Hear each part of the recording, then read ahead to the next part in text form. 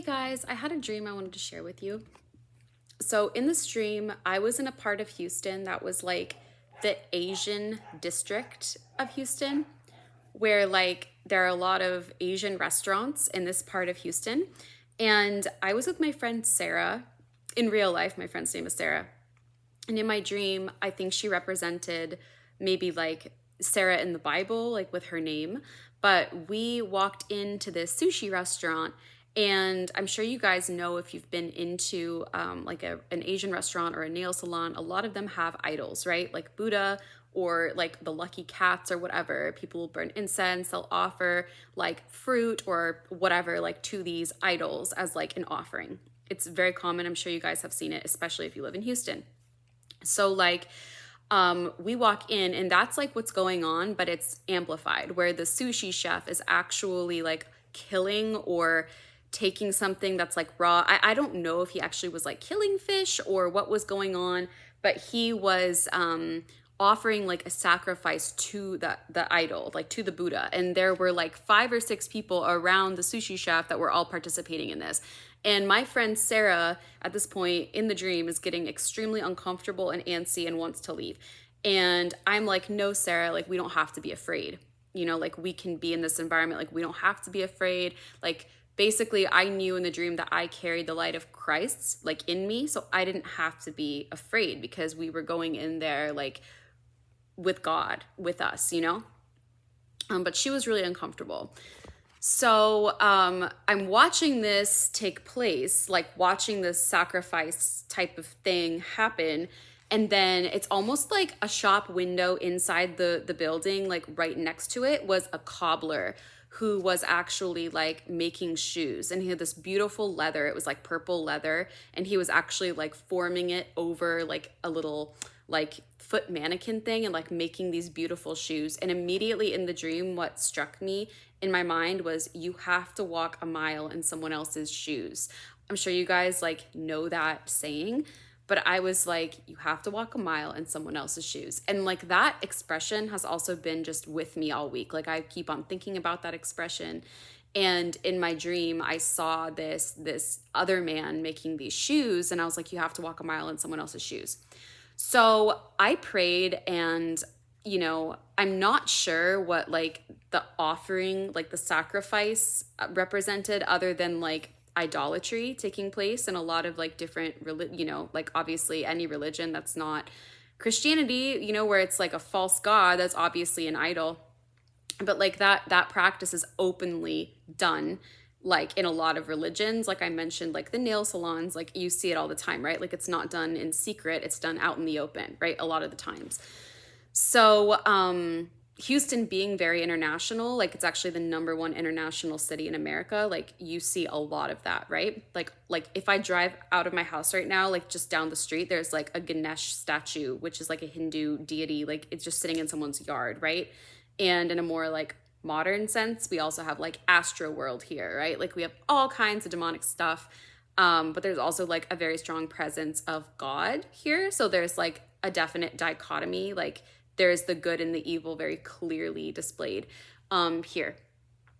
But basically what I think like it being a sushi restaurant represented was like, we're called in the Bible to be fishers of men, right? Like fishers of souls. But when you think about fishing for fish, you think of like sitting in a boat with a fishing pole or like casting a net or something like that and taking in like these whole fish that look like fish, right?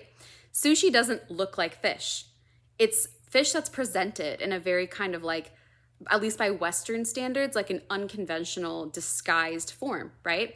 And I think the message was that we need to not be afraid in these multicultural settings to go and fish for men. In other words, like try to win people for the gospel when the fish, which is like a metaphor for people, is not maybe the most conventional, right? Like going into a Japanese restaurant where there's a shrine to Buddha where people are sacrificing and there's like a whole group of people making a sacrifice to Buddha at the shrine is obviously not like where you'd think, oh yeah, this is going to be a success if I go in and I talk to them about Jesus, right? But like that's why it was represented, I think, like as sushi. Like what the sushi really represented were the people, right? Like they are fish to be one, like to be like we are fishers of men, but they were fish that were maybe not presented in the way you would expect. Like, oh yeah, I'm going to go just talk to my neighbor who, I know that that's probably like an easy catch, right?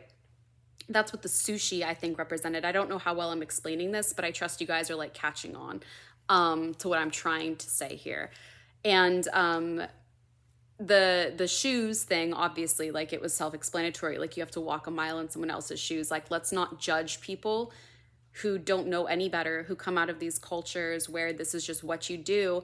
Like, let's not be put off by that, or like, deterred by that, where we don't want to try to reach them or fish for those souls because it's maybe, again, like not being presented in a conventional way where we would recognize it immediately as like, oh yeah, this person, I think I'm going to be successful if I talk to them, versus a scenario where you might expect to be less successful. Like, we should still go into those settings. And like my friend Sarah, being the friend I was with in this dream, if you think about Sarah in the Bible, Sarah was very antsy and impatient, right? Like Isaac was the promise to her, but then she tried to intervene in ways where it actually complicated things, right? My friend Sarah was very antsy. Like, she wanted to not be there. She was sort of impatient, and that mirrors the lessons, I think, with like Sarah in the Bible. There are some parallels in the sense of like not being antsy, just staying put even when you're uncomfortable, when you know that God wants you to try to reach certain people, like just stay put even if it's uncomfortable. And I would say that is kind of a similarity there. God also brought to my mind this verse. It was, give me one second here. The verse he brought to my mind was Romans 8:19 through 22. For the creation waits in eager expectation for the children of God to be revealed. To be revealed. I think revealed is really interesting.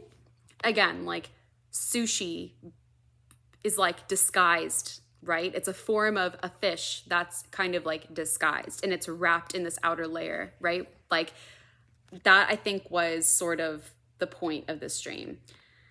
And that's pretty much all I have to say, you guys. But, a pastor actually said this, but Houston is a very strategic city for God, because there are very few major international cities that also have a strong faith base. If you look at most other cities that are super international, they don't have the same like number of churches or level of faith as Houston does. So it's really unique in the sense that it has that Christian base, but it's also like a crossroads for all of these different cultures and like all these different belief systems like coming across each other, where like we can share the gospel in a way where it's like, I just compare it to other US cities like New York or LA that are super international. They don't have that Christian base that like Houston does. And like internationally, it's even less so, probably. Like Europe is probably even less, as far as like any super international city having a high Christian percentage of the population, really uncommon. So it's a really unique opportunity for us to share the gospel. And, this is nowhere in the Bible, I don't think, but like I feel like God revealed this to me in my prayer time with him, of like, why Israel? Like in the sense of, if God created the whole world, why are the Israelites, or why like were the Israelites God's chosen people in the Bible? And I realized something really interesting. Not that this is like the answer, but this is really interesting to me, is that I'm kind of a history nerd. And again, God just like brought this to my mind while I was asking him this question. Like, if you look at where the major crossroads of civilization would have been when Jesus came on the scene, it would have been came on the scene in the earthly sense. It would have been Israel. Like, it would have been that part of Israel at that time. So in order for the gospel to spread throughout the world as quickly as possible, with so many crossroads of trade and cultures and languages coming together, it literally would have been exactly where it happened, which like I don't think is a coincidence. Like, do you know what I mean? Like, there's a reason that at that point in time, when Jesus was crucified, it was in the one part of the world where like it was the crossroads of the world in so many ways, which is in a sense, like in a modern sense, like Houston, as far as like not a crossroads of the world in like there's so many cities that are like crossroads of the world, but a crossroads of the world that has such a heavy Christian base, like it's Houston. Like Houston is very strategic. And again, like I heard a pastor say this, but it's so true. So yeah, you guys, thank you so much. And that's what I had to share with you. Bye.